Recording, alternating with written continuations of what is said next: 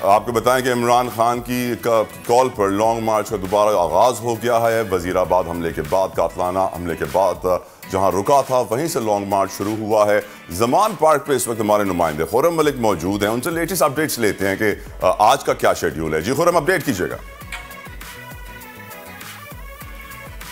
इस वक्त मैं जमान पार्क में मौजूद हूँ। ये इमरान खान साहब की रिहाइश गाह है और गुज़श्ता रोज़ जो है दूसरे मरहले का आगाज़ हुआ हकीकी आज़ादी मार्च का वज़ीराबाद से, और आज दूसरा रोज़ है और गुजरात से जो है एक बार फिर हकीकी आज़ादी मार्च का आगाज़ होने जा रहा है। कारकुनान काफ़ी ज़्यादा पुरजोश थे। गुज़श्ता रोज़ भी हमने देखा कि कारकुनान का जमे कफ़ीर जो है वज़ीराबाद में मौजूद था, और जब से ही इमरान खान ने वीडियो लिंक के ज़रिए खिताब किया तो कारकुनान वहाँ पर बड़ी तादाद में जमा होना शुरू हो चुके थे। उससे पहले शाह महमूद कुरैशी की जानिब से जो है एक धुआंधार जो है खिताब किया गया था, जिस पर शाह महमूद कुरैशी की जानिब से कारकुनान को बताया गया था कि इम्पोर्टेड हुकूमत को हम जो है वो हटा कर ही रहेंगे और इनके लिए जो है हम निकले हैं, क्योंकि हकीकी आज़ादी मार्च है और हकीकी आज़ादी मार्च पाकिस्तान तहरीक इंसाफ के जो कारकुनान हैं वो यकीनन इस चीज़ पर इस्तफार रखते हैं कि हकीकी आज़ादी लेकर ही रहेंगे। इमरान खान क्योंकि कातलाना हमला किया गया था और इमरान खान अपनी रिहाइशगाह पर ही मौजूद हैं। गुज़श्ता रोज़